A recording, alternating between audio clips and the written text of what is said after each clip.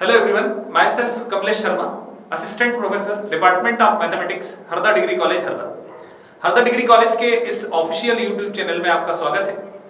आज के वीडियो में हम, जैसा हमने पिछले वीडियो में देखा था, एप्लीकेशन ऑफ डेरिवेटिव्स, उसी को हम कंटिन्यू करेंगे। उसी डेरिवेटिव्स की एक और एप्लीकेशन आज के वीडियो में पढ़ने वाले हैं। उसमें है इंक्रीजिंग और डिक्रीजिंग फंक्शन। हिंदी में हम इसको बोलते हैं वर्धमान एवं ह्रासमान फलन। तो देखिए, डेरिवेटिव का यूज करके हम किस तरह से पता लगा सकते हैं कि कोई भी फंक्शन इंक्रीजिंग है या डिक्रीजिंग है, वर्धमान है या ह्रासमान है। मतलब ये भी एक एप्लीकेशन है किसकी, अनुप्रयोग या यूज है किसका, उन डेरिवेटिव्स का। ठीक है ना। अवकलनों का प्रयोग करके हम किसी भी फंक्शन का वर्धमान होना या ह्रासमान होना, इंक्रीजिंग होना या डिक्रीजिंग होना किस तरह से पता कर सकते हैं, ये हम आज के वीडियो में समझेंगे। ठीक, सबसे पहले मैं आपको बात करता हूं कि कैसे पता लगाएंगे कि कोई भी फंक्शन इंक्रीजिंग है या डिक्रीजिंग है। तो उसकी एक कंडीशन होती है, बहुत सिंपल सा टॉपिक है, आपको एक ही वीडियो में पूरी तरह क्लियर हो जाएगा। कोई भी फंक्शन वर्धमान या इंक्रीजिंग कब होता है, किसी भी फंक्शन को हम इंक्रीजिंग फंक्शन या वर्धमान फलन कब बोलते हैं, अगर उस फंक्शन का या उस फलन का हम एक बार अवकलन करें, एक बार उसका डिफरेंशिएशन करें, अगर वो डेरिवेटिव उसका, वो जो अवकलज निकला है, वो हमेशा अगर ग्रेटर देन जीरो रहता है, जीरो से अधिक रहता है, जीरो से अधिक मतलब धनात्मक रहता है, पॉजिटिव। ठीक है ना, ग्रेटर देन जीरो, या हम ऐसा बोल सकते हैं कि अगर वो फंक्शन, उसका जो डेरिवेटिव है वो पॉजिटिव निकलता है, धनात्मक निकलता है, तो उस केस में वो फंक्शन जो है वो आपका क्या रहेगा, एक इंक्रीजिंग फंक्शन रहेगा या वर्धमान फलन रहेगा। ठीक, दूसरा हम बात करते हैं ह्रासमान फलन की या डिक्रीजिंग फंक्शन की। तो कोई भी फंक्शन डिक्रीजिंग कब होगा, ह्रासमान कब होगा, जब उसका डेरिवेटिव लेस देन जीरो हो। लेस देन जीरो मतलब क्या हो, नेगेटिव। ठीक है ना। तो कुल मिलाकर हमने वर्धमान और ह्रासमान फलन की कंडीशन समझ ली है कि कोई भी फलन वर्धमान कब होगा और ह्रासमान कब होगा, जब हम उस फलन का एक बार डिफरेंशिएशन करें, अवकलन करें।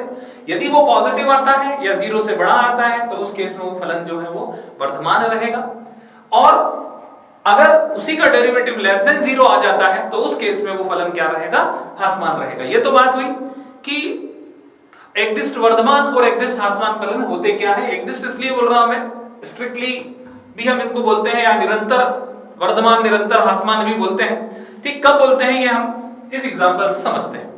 एक क्वेश्चन है बहुत सिंपल सा, आपकी बुक का ही, fx equal to 3x plus 17, fx बराबर 3x धन 17 दिया हुआ है। इस फलन को हमें चेक करना है कि क्या ये फलन एकदिष्ट ह्रासमान है या वर्धमान है। ठीक है ना। तो ह्रासमान या वर्धमान है, ये चेक करने के लिए मैं क्या करूंगा, इसका f डैश x निकालूंगा। f डैश x का मतलब ये होता है कि उस फलन का एक बार हमें अवकलन करना है, एक बार डिफरेंशिएशन करना है। तो आपको डिफरेंशिएशन सभी को पता है किस तरह से किया जाता है। तो यहां पर 3x प्लस 17 का जब मैं डिफरेंशिएशन करूंगा तो 3x का तो 3 हो जाएगा, प्लस 17 का क्या हो जाएगा, 0 हो जाएगा। तो f डैश x हमारा कितना निकला, f dash x equal to निकला 3। अब अगर 3 की बात करूं तो 3 एक पॉजिटिव इंटीजर है, एक धनात्मक पूर्णांक है। ठीक है ना। ये मतलब ये जो 3 है ये हमेशा 0 से क्या होगा, बड़ा होगा, क्योंकि एक पॉजिटिव इंटीजर है। ठीक है ना। इसका मतलब क्या हुआ कि ये जो f डैश x है हमारा, ये ग्रेटर देन क्या हो गया, 0 हो गया। ठीक, ग्रेटर देन 0 हो गया। अब अगर f dash x greater than 0 होता है तो मैंने क्या बताया था, देखिए अभी ये डेफिनेशन से, कि कोई भी फलन के लिए अगर हम उसका एक बार डिफरेंशिएशन कर रहे हैं, एक डेरिवेटिव निकाल रहे हैं, अगर वो ग्रेटर देन 0 हो जाता है, 0 से बड़ा हो जाता है, इसका मतलब ये है कि वो धनात्मक अगर होता है तो वो फलन क्या कहलाएगा, इंक्रीजिंग, या हिंदी में क्या बोल देंगे उसको, वर्धमान। ठीक है ना। अब क्या है, हो सकता है कि क्वेश्चन में यही क्वेश्चन आपको दिया जाए और आपसे बोला जाए कि दर्शाइए कि या शो दैट फलन fx जो है वो निरंतर वर्धमान है। ठीक है ना। आपका स्ट्रिक्टली क्या है, इंक्रीजिंग फंक्शन है। स्ट्रिक्टली इंक्रीजिंग या निरंतर वर्धमान का मतलब ये हुआ कि जब भी हम अगर किसी फंक्शन के लिए उसका एक बार का डेरिवेटिव निकालें और एक ऐसा नंबर मिल जाए जो ऑलवेज पॉजिटिव, मतलब ये 3 कभी भी 0 से छोटा नहीं हो सकता।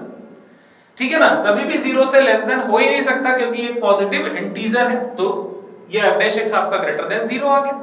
इससे हमें ये समझ में आया कि इसकी जो f डैश x की वैल्यू है वो ऑलवेज हम जो है ग्रेटर देन क्या होगी, जीरो होगी इस पर्टिकुलर फंक्शन के लिए। इसलिए हम इसको स्ट्रिक्टली इंक्रीजिंग भी बोल सकते हैं या निरंतर वर्धमान बोल सकते हैं। फॉर अगर हम बोले आर, और आर का मतलब यहां पर क्वेश्चन में हो सकता है कि वो ऐसा भी बोल दे कि ये आर में निरंतर वर्धमान है या strictly increasing in R. R का मतलब ये है कि ये है सेट ऑफ रियल नंबर्स, मतलब हर एक रियल नंबर के लिए, हर एक वास्तविक संख्या के लिए ये हमेशा 0 से बड़ा होगा, इसलिए इसको आर बोला गया। ठीक है, कोई भी वास्तविक x का कोई भी मान हम ले लें, ठीक है ना, उसके लिए ये जो f डैश x है 3 ये ऑलवेज ग्रेटर देन 0 है, तो हम बोल देंगे कि इस पूरे सेट R में हर एक वास्तविक संख्या के लिए फॉर ईच रियल नंबर ये जो फंक्शन है वो क्या है, स्ट्रिक्टली इंक्रीजिंग है। ठीक है ना, तो ये तो हुई बात इस फंक्शन की। अब एक ट्रिग्नोमेट्रिक फंक्शन की तरफ हम चलते हैं, जिसमें कि आपको एक इंटरवल भी दे दिया जा सकता है। हो सकता है कि किसी क्वेश्चन में इंटरवल निकालने को आ सकता है, वो भी हम समझेंगे कि इंटरवल कैसे निकाला जाता है। अभी फिलहाल में हमें एक ट्रिग्नोमेट्रिक फंक्शन दिया है, एक त्रिकोणमितीय फलन दिया है और कुछ अंतराल दे दिए हैं 0 से लेकर π/2 तक का, π/2 से लेकर π तक का और 0 से लेकर π तक का, और वहां पर कंडीशन दे दी कि इस केस में ये इंक्रीजिंग है, डिक्रीजिंग है, ये ऐसा हमें प्रूफ करना है। ठीक है ना, तो ऐसा एक क्वेश्चन ऐसा भी आ सकता है सिंपल कि एक फंक्शन दे दिया और पूछ लिया कि इंक्रीजिंग है या डिक्रीजिंग। कुछ क्वेश्चन ऐसे हो सकते हैं कि जहां पर आपको एक इंटरवल दे दिया जाए और बोला जाए कि इस पर्टिकुलर इंटरवल में ये इंक्रीजिंग है, इस पर्टिकुलर इंटरवल में ये डिक्रीजिंग है, मतलब हाँ समान है, और एक ऐसा इंटरवल दे दिया जिसमें वो ना तो इंक्रीजिंग है और ना ही डिक्रीजिंग है। ठीक, ऐसा हम बोलते हैं, नाइदर इंक्रीजिंग नॉट डिक्रीजिंग, ना तो ह्रासमान है ना वर्धमान है। तो इसको हम किस तरह से करते हैं, हमारी मेथड चेंज नहीं होगी, क्वेश्चन कैसा भी हो आपको क्या करना है, f डैश x निकालना है। f डैश x आपको मालूम है sin x का क्या होता है, cos x होता है।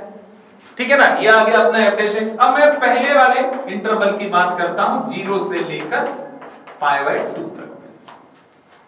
ठीक है ना, 0 से π/2 मतलब इनको ये एक ओपन इंटरवल है, विवर्त अंतराल है, जिसमें कि 0 और π/2 को छोड़कर हम वैल्यू की बात कर रहे हैं।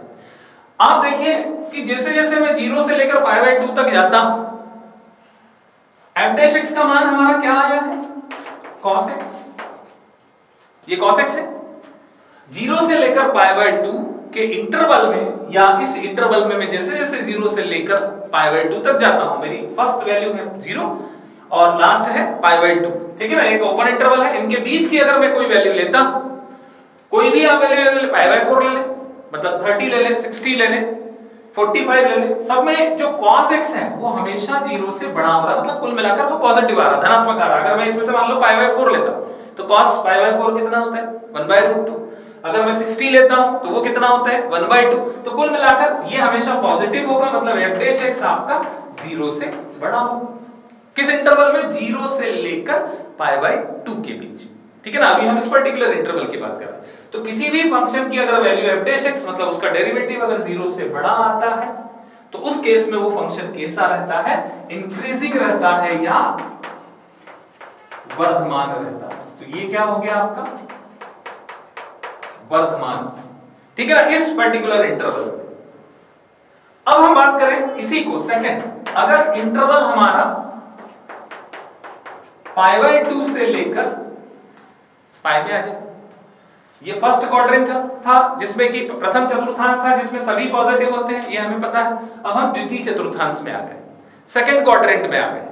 यहां पर ये जो cos की वैल्यू है वो क्या होती है, नेगेटिव होती है। आप देखना π/2 से ट्रिग्नोमेट्रिक जो टेबल है इनका, उसमें कि अगर π/2 से लेकर π तक जा रहे हैं मतलब आप सेकंड क्वाड्रेंट में आ गए, द्वितीय चतुर्थांश में आ गए, जिसमें कि cos और sec की वैल्यू हमेशा नेगेटिव आती है। ये आपको सभी को पता होगा, आपने 10th क्लास 9th क्लास में पढ़ा होगा जब भी ट्रिग्नोमेट्री पढ़ी थी, कि जब हम सेकंड क्वाड्रेंट की बात करें तो वहां cos का फंक्शन और आपका sec का जो फंक्शन है वो क्या हो जाता है, नेगेटिव हो जाता है। तो यहां पर ये जो f डैश x है, इस पे मतलब ये cos x इस पर्टिकुलर इंटरवल में क्या होगा, लेस देन 0 होगा।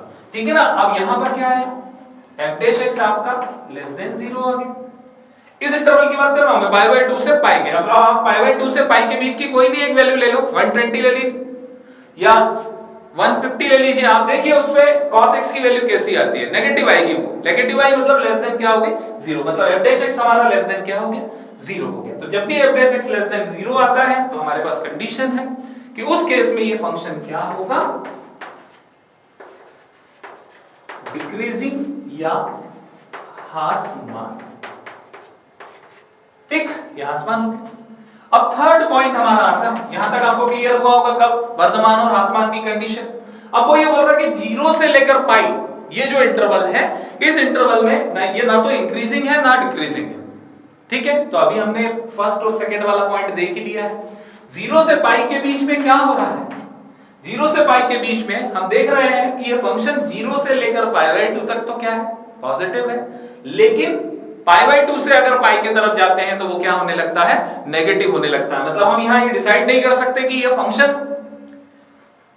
0 से लेकर पाई में पॉजिटिव है कि नेगेटिव है। हम देख रहे हैं कि 0 से लेकर पाई बाय 2 तक जो है उस फंक्शन की वैल्यू पॉजिटिव है, मतलब ग्रेटर देन 0 है, लेकिन पाई बाय 2 से अगर हम पाई तरफ जाते हैं, सेकंड क्वाड्रेंट में जाते हैं, तो ये फंक्शन कैसा होने लगता है, नेगेटिव होने लगता है, या उसकी वैल्यू हमें नेगेटिव मिलने लगती है। मतलब हम ऐसा नहीं बोल सकते कि f डैश x जो है वो 0 से बड़ा है कि f डैश x 0 से छोटा है, कोई फिक्स कंडीशन नहीं है। इसलिए हम यहां पर इसको थर्ड वाले पॉइंट में क्या बोल देंगे कि ये फंक्शन ना तो इंक्रीजिंग है ना डिक्रीजिंग है, या नाइदर इंक्रीजिंग नॉर डिक्रीजिंग, या ना तो आपका एक्दिष्ट वर्धमान या वर्धमान है, ना ही ह्रासमान है। ठीक है, तो आपको इस वीडियो से क्लियर हुआ होगा कि हम किस तरह से एक्दिष्ट वर्धमान और ह्रासमान या फिर इंक्रीजिंग और डिक्रीजिंग फंक्शन को पढ़ सकते हैं और उससे रिलेटेड क्वेश्चन हम किस तरह से कर सकते हैं। Thank you.